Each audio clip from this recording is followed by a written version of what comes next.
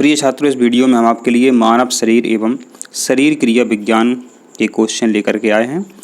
और यहाँ पर आप ध्यान दें, परीक्षा कोई भी हो, छोटी से छोटी हो और बड़ी से बड़ी हो।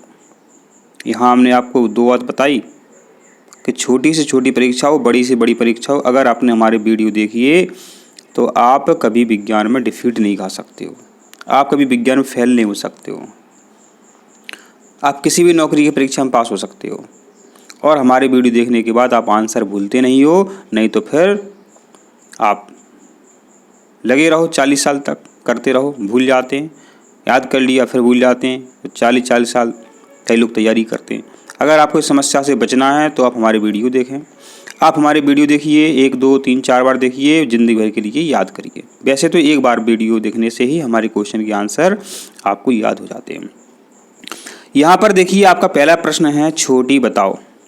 नाम होते हैं छोटी, छोटी बच्चियों से कहते हैं छोटी बताओ, पोषण के लिए पाचन का अधिकांश भाग किस अंग में संपन्न होता है। पाचन का अधिकांश भाग है जो किस अंग में संपन्न होता है। तो आपका आंसर क्या है? छोटी आंत। तो जो आप भोजन खाते हैं उससे पोषक तत्व निकलते हैं, तो पोषक तत्व निकलते हैं तो किस अंग में पोषक तत्वों का अवशोषण होता है? छोटी आंत में होता है। हमने छोटी से पूछा था कि छोटी बताओ, पोषण के लिए पाचन का अधिकांश भाग किस अंग में संपन्न होता है, तो छोटी ने बता दिया सर, छोटी आंत। और अब यहाँ पर ध्यान रखें, नाम छोटी आंत है लेकिन लंबाई की बात करें तो ये बहुत लंबी होती है। और नाम किसी का बड़ी आंत है, वो बड़ी नहीं होती है, बहुत छोटी होती है। तो यहाँ पर आप ध्यान रखें। आपका नेक्स्ट क्वेश्चन है बच्चों कि रक्त में उपयोग हेतु, रक्त माने ब्लड, ब्लड में उपयोग हेतु पोषक तत्व कहाँ से अवशोषित किए जाते हैं? अभी अपन ने पहला प्रश्न देखा था। तो पोषक तत्व कहाँ अवशोषित किए जाते हैं बच्चों? यहाँ पर देखो, बड़ी आंत भी ऑप्शन है लेकिन छोटी आंत। अपन ने अभी प्रश्न क्या देखा था कि छोटी बताओ, पोषक तत्वों का अवशोषण कहाँ पर ज़्यादा होता है। अभी पहला प्रश्न था नहीं, छोटी से पूछा था हमने, तो छोटी आंत आपका करेक्ट आंसर है। तो पोषक तत्वों का अवशोषण कहाँ होता है बच्चों? छोटी आंत में होता है, स्मॉल इंटेस्टाइन में होता है। आपका प्रश्न है बच्चों, मानव शरीर में अपन में कुल कितनी हड्डियां होती हैं? तो आप सभी को बच्चों इसका आंसर पता है। मानव शरीर में 206 हड्डियां होती हैं। हड्डियों को बोन कहते हैं। क्या कहते हैं? बोन कहते हैं। हड्डियां कैल्शियम की बनी होती हैं, आप सभी जानते ही हैं। अगला प्रश्न है, जब शरीर में, ठीक है, या जब शरीर की सबसे मजबूत हड्डी पूछी जाए आपसे, कभी पेपर में प्रश्न आया है और जब आपसे शरीर की सबसे मजबूत हड्डी पूछी जाए तो आपका आंसर क्या है? तो इसका आंसर क्या है? आप सभी पता है, इसका आंसर है जबड़ा। तो जबड़े में सबसे मजबूत हड्डी होती है। तो यहाँ पर देखिए प्रश्न क्या है, जब आपसे क्या पूछा जाए कि शरीर की सबसे मजबूत हड्डी कौन सी होती है? जबड़ी। क्या आप भोजन खाते हो तो जबड़े की जो हड्डियाँ होती हैं शरीर की सबसे मजबूत हड्डियाँ होती हैं। एक प्रश्न और पूछेंगे आपसे कभी वो कि शरीर में सबसे लंबी हड्डी कहाँ पर मिलेगी आपको? तो आपका आंसर होगा जांघ में। इसको बोलते हैं फीमर। क्या बोलते हैं? फीमर। ये पूछते हैं आपसे, ध्यान रखना। अगला प्रश्न है बच्चों, पित्रस। क्या? पित्रस सबसे बड़ी किस ग्रंथि द्वारा स्रावित किया जाता है? माने जो पित्रस है, माने बच्चों जो बाइल जूस है, जो बाइल जूस है बच्चों, जो पित्रस है, सबसे बड़ी किस ग्रंथि के द्वारा स्रावित किया जाता है? तो इसका करेक्ट आंसर आपका बच्चों यकृत। यकृत को बच्चों हम लिवर भी कहते हैं। क्या कहते हैं? लिवर भी कहते हैं, ध्यान रखें। अब लिवर कौन, लिवर की ऐसे समझो कि जो ये हमने लिख दिया लवर, माने जो प्यार करने वाले होते हैं उनका दिल बड़ा होता है, वो बड़े होते हैं, प्यार करना सीखल तो है नहीं, ठीक है। तो शरीर की सबसे बड़ी ग्रंथि पूछी जाएगी आपसे तो कौन सी है? लेबर। लेबर माने यकृत। यकृत हिंदी में कहते हैं और लेबर इंग्लिश में कहते हैं। अब आपसे पूछा हमने कि शरीर की सबसे बड़ी ग्रंथि का नाम बताओ, कौन सी है? लेबर। करेक्ट आंसर आपका है। और पित्रस कहाँ से निकलता है? लेबर से निकलता है। तो बच्चों ये पाचन का काम करता है लेबर। अब प्रश्न है कि पेट में भोजन को पचाने के लिए, ठीक है, आप भोजन करते हो, किसी का भोजन पचता नहीं है, तो पचाने के लिए निम्नांकित में से किसकी आवश्यकता होती है? तो आवश्यकता होती है एंजाइम की। तो बच्चों आपको पता है, आपने भोजन खाया या किसी ने भोजन खाया, उसका पेट खराब रहता है, तो अंदर भोजन जम जाता है, तभी तो वो पच के बाहर नहीं निकल पाता। तो भोजन जम जाता है, तो जमे जमाए भोजन को कौन बाहर निकालता है? एंजाइम। जमे जमाए भोजन को कौन बाहर निकालता है? एंजाइम बाहर निकालता है। पपीते में एंजाइम होते हैं, पता है आपको? पपीता आपको खाना चाहिए। आपका अगला प्रश्न है बच्चों, पूछा गया है आपसे कि अम्मी से पूछा गया है, आप पूछ सकते हैं अपनी अम्मी से, अम्मी से और मम्मी से पूछ सकते हैं। अम्मी, पाचन क्रिया में जो प्रोटीन खाते हैं हम, वो किस पदार्थ में बदल जाता है? अम्मी से पूछा आपने कि अम्मी हो, पाचन क्रिया में जो प्रोटीन खाते हैं हम, वो किस में बदल जाता है? तो पाचन क्रिया में जो हम प्रोटीन खाते हैं बच्चों, वो लास्ट में अमीनो अम्ल में बदल जाता है। अम्मी से पूछा, क्या पूछा आपने? प्रोटीन किस में बदल जाता है? अम्मी ने बता दिया, अमीनो अम्ल में बदल जाता है। यहाँ पर एक प्रश्न और बनेगा कि प्रोटीन किससे बना होता है? अमीनो अम्ल से बना होता है। प्रोटीन की इकाई क्या है? अमीनो अम्ल। जब प्रोटीन जो है अमीनो अम्ल से बना था, तो लास्ट में वो अमीनो अम्ल में ही तो बदलेगा। समझ गया? बता। तो एक बताओ, अम्मी ने बताया कि प्रोटीन किस में बदल जाता है? बताइए आंसर, अमीनो अम्ल में बदल जाता है। प्रश्न है कि मानव शरीर की सबसे बड़ी ग्रंथि है, अभी अपन चर्चा कर रहे थे, तो मानव शरीर की सबसे बड़ी ग्रंथि है लिवर। अभी अपन चर्चा कर रहे थे कि नहीं कर रहे थे? सबसे बड़ी ग्रंथि है लिवर। लिवर को हम यकृत भी कहते हैं, और जो लवर होते हैं, प्यार करने वाले होते हैं, वो सबसे बड़े ही माने जाते हैं। कई बार तो ऐसा होता है, घर छोड़ करके चले जाते हैं, बताओ, सब कुछ छोड़ करके चले जाते हैं। तो मानव शरीर की सबसे बड़ी ग्रंथि कौन सी है, बताओ, आपसे पूछा जाए, क्या आंसर है आपका? लिवर, यकृत। आपका अगला प्रश्न है, पेस मेकर का क्या काम है? पेस मेकर का क्या कार्य है? अच्छा, कार्य करने से क्या होता है, एक बताओ। कार्य करोगे सैली, तो आपके दिल जो है धक धक धक जानो धड़कने लगता है। तो अपने हृदय में बच्चों एक अंग होता है पेस मेकर। पेस मेकर जो अंग होता है, वो दिल की धड़कन शुरू करता है। दिल की धड़कन शुरू करता है पेस मेकर। तो दिल की धड़कन शुरू करने का काम कौन करता है? Pacemaker. अगला बच्चों आपका प्रश्न है कि किसकी भित्तियों पर, अब भित्तियाँ क्या होती हैं? तो अपने से में बच्चों दो प्रकार की ऐसी नलिकाएं होती हैं। ऐसी दो नलिकाएं होती हैं बच्चों, एक का नाम होता है धमनी, एक का नाम होता है सरा। एक का नाम होता है, इसको हमने धमनी माना, इसको हमने क्या माना? धमनी माना। और धमनी बच्चों पता है आपको, ये लाल रंग की होती हैं, सरा नीले रंग की होती हैं। तो यहाँ आपका इसमें क्या ब्लड बहता है, तो अब जब ब्लड बहता है तो ये फूलती हैं। तो इनकी भित्तियों पर जो रक्त का दबाव पड़ता है उसे रक्तदाब कहते हैं। लेकिन किसकी भित्तियों पर? धमनी की भित्तियों पर। ध्यान देना आप। तो धमनी की भित्तियों पर रक्त का जो दबाव पड़ता है उसको ही हम ब्लड प्रेशर कहते हैं, उसको ही हम रक्तदाब कहते हैं। रक्तदाब, ब्लड प्रेशर, आपने ब्लड प्रेशर सुना होगा, रक्तदाब हिंदी में कहते हैं। अपना जो ब्लड प्रेशर है बच्चों, कम से कम जो आपका ब्लड प्रेशर है, कम से कम होना चाहिए 80 और अधिकतम होना चाहिए 120। ठीक है, 80 से कम है तो लो बीपी कहते हैं, और 120 से ज़्यादा है तो हाई बीपी कहते हैं। तो ये भी आपको यहाँ पर ध्यान रखना चाहिए, 80 से 120 होना चाहिए आपका ब्लड प्रेशर। अब आपका बच्चों प्रश्न है, बताओ हर बार, सही बात है, कोई 10 फिर पूछे तब भी हर बार यही बताओ। हर बार बताइए आप कि स्वस्थ मनुष्य में, आप स्वस्थ हो, स्वस्थ मनुष्य में प्रति मिनट हृदय स्पंदन माने हृदय का धड़कना कितनी बार होता है? बताओ हर बार। कोई 10 बार पूछे तो आपका आंसर थोड़ी बदल जाएगा। तो आपका जो हृदय है बच्चों 1 मिनट में 72 बार धड़कता है। कितनी बार? 72 बार। गिन लेना आप, घड़ी में देखना, 1 मिनट जब होगा जब आपका हृदय जो 72 बार धक धक कर लेगा, धक धक ऐसे 72 बार वो करता है। तो बताओ हर बार 72 बार। बताओ हर बार स्वस्थ मनुष्य में हृदय कितनी बार धड़कता है? 72 बार धड़कता है।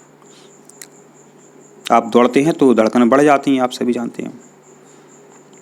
आपका बच्चों अगला क्वेश्चन है कि रक्त में माने ब्लड में, अपने रक्त में पाई जाने वाली धातु का नाम है। तो लोहा। अपना जो बच्चों रक्त होता है उसमें लोहा धातु पाई जाती है। लोहा माने आयरन। तो आयरन बहुत जरूरी है बच्चों, आयरन बहुत जरूरी है। तो हरी पत्तेदार सब्जियां हैं आपको खानी चाहिए। ठीक है, अगर आप हरी पत्तेदार सब्जी नहीं खाएंगे तो आपके शरीर में हीमोग्लोबिन की कमी हो जाएगी, और हीमोग्लोबिन की कमी हो जाएगी तो आप बीमार हो जाएंगे। हीमोग्लोबिन क्या काम करता है बच्चों? हीमोग्लोबिन जो है ऑक्सीजन को ले जाता है। हीमोग्लोबिन जो बच्चों क्या काम करता है? हीमोग्लोबिन जो है बच्चों ऑक्सीजन को ले जाता है, ऑक्सीजन को ले जाता है हीमोग्लोबिन। और ऑक्सीजन क्या है? इसी से अपन जिंदा है। तो रक्त में पाई जाने वाले धातु के आयरन, जिसके शरीर में ज़्यादा आयरन होगा उसके शरीर में उतना ही हीमोग्लोबिन होता है, और उतनी ही फिर ऑक्सीजन आपके शरीर में जाती है, तो आप स्वस्थ रहते हैं। अगला प्रश्न है हेमा जी। ठीक है भाई साहब, हेमा जी, नमस्कार हेमा जी। हेमा जी, रक्त में लाल रंग किसके कारण होता है? आपका जो रक्त है उसको लाल रंग किस कारण है? हेमा जी बता दीजिए। हेमा जी आपसे रिक्वेस्ट कर रहे हैं कि आपका हमारा सबका लाल रक्त है वो किस कारण है? तो हेमा जी ने जवाब दे दिया हीमोग्लोबिन। तो आप सबका, हम सबका लाल जो खून होता है वो हीमोग्लोबिन के कारण होता है। तो हीमोग्लोबिन जो है खून को लाल रंग प्रदान करता है। तो हेमा जी ने सही आंसर दिया, हीमोग्लोबिन। हीमोग्लोबिन का काम क्या है? ऑक्सीजन को ले जाना। अभी अपन ने तो समझा था, हीमोग्लोबिन का काम क्या है? ऑक्सीजन को ले जाना। आपके शरीर में जितना ज़्यादा लोहा होगा उतनी ज़्यादा हीमोग्लोबिन होगी, उतनी ज़्यादा हीमोग्लोबिन होगी उतना ही आपका ऑक्सीजन अपने शरीर में जाएगा, आप स्वस्थ रहेंगे। आपका नेक्स्ट क्वेश्चन बच्चों कि लाल रक्त कणों का निर्माण अपने शरीर में कहाँ होता है? लाल रक्त कण माने होता है बच्चों आरबीसी, रेड ब्लड सेल, लाल रक्त कणिका। तो लाल रक्त कणिका का निर्माण जो है अपने शरीर में अस्थि मज्जा में होता है। अस्थि मज्जा माने बोन मैरो में होता है लाल रक्त का निर्माण, आरबीसी का निर्माण, रेड ब्लड सेल का निर्माण। आप जब बीमार हो जाते हो तो डॉक्टर यही चेक करता है आपके कि आरबीसी कितनी कम हो गई। अब प्रश्न है आपका कि एंटीबॉडी का मुख्य कार्य किसके विरुद्ध होता है? माने एंटीबॉडीज जो है अपने शरीर में क्या काम करती है? एंटीबॉडी अपन को किससे बचाती है? तो बच्चों एंटीबॉडी जो है आपको संक्रमण से बचाती है, माने रोगों से बचाती है। एंटीबॉडी अपन को रोगों से बचाने का काम करती है।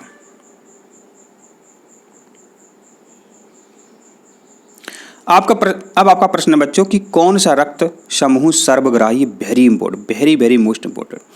तो रक्त समूह अपने 4 होते हैं। तो यहाँ प्रश्न है कि सर्वग्राही, ऐसे कि आपने देखा कि एक व्यक्ति है, 2 व्यक्ति हैं, 3 व्यक्ति हैं, मतलब ऐसे नहीं करो, ऐसे करो इसको।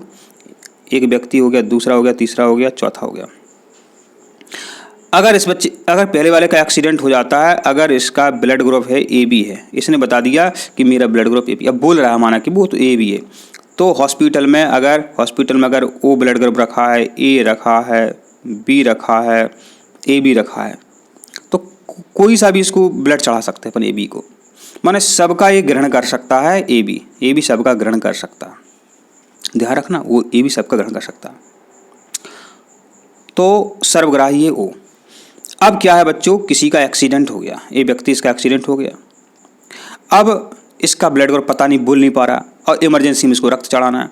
तो बच्चों जो O ब्लड ग्रुप होता है ये सर्वदाता होता है। ये कैसा होता है? सर्वदाता होता है। कैसा होता है? सर्वदाता होता है, माना वो सर्वदाता होता है, इसका रक्त अपन किसी को भी चढ़ा सकते हैं आंख मीच कर।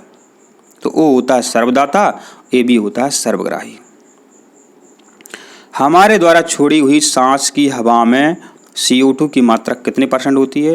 माने अपन सांस लेते हैं फिर कार्बन डाइऑक्साइड बाहर छोड़ते हैं, तो वो जो हम कार्बन डाइऑक्साइड बाहर छोड़ते हैं तो उसमें जो कार्बन डाइऑक्साइड है, जो कार्बन डाइऑक्साइड है ये कितने % होती है? 4% होती है।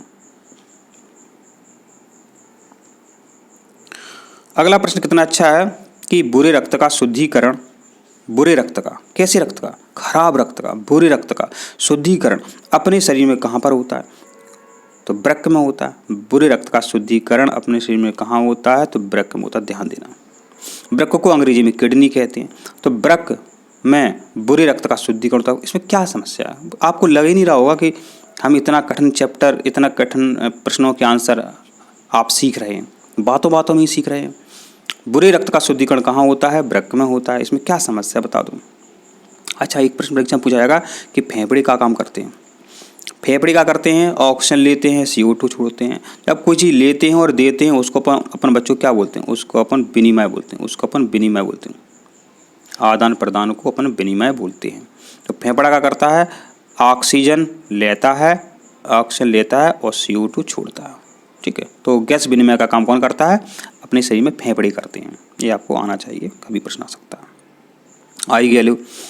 प्रश्न है कि शरीर में गैसों का विनिमय कौन करता है? शरीर में गैसों का विनिमय किस अंग में होता है? तो शरीर में गैसों का विनिमय फेफड़ों में होता है। आप फेफड़ों को अंग्रेजी में क्या कहते हैं? आपके मन में विचार आ सकता है। तो फेफड़ों को अपन लंग्स कहते हैं। क्या कहते हैं? फेफड़ों को लंग्स कहते हैं।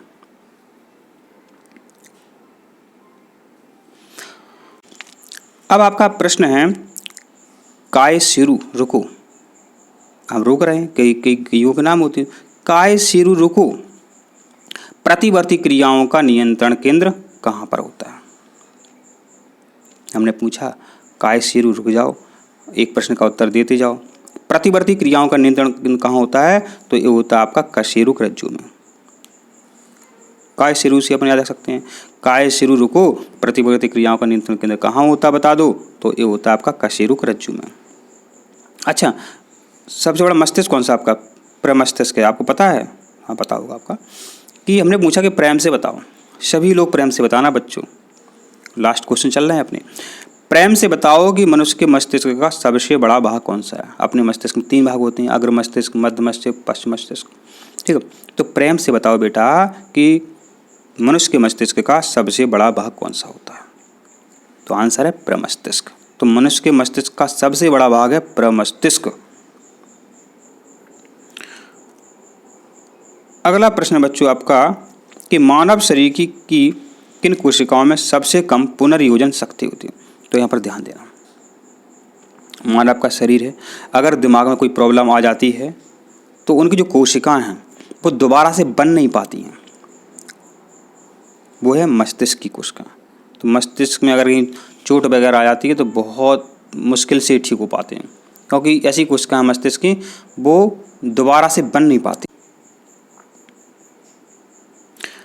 अब आपका प्रश्न है, अब आपका क्या प्रश्न है? निषेचन की क्रिया कहाँ पर होती है? तो इसका आपका करेक्ट आंसर है अंडवाहिनी। निषेचन की क्रिया जो है कहाँ पर होती है? ये अंडवाहिनी में होती है। निषेचन माने फर्टिलाइजेशन। तो फर्टिलाइजेशन की क्रिया जो है अंडवाहिनी में होती है।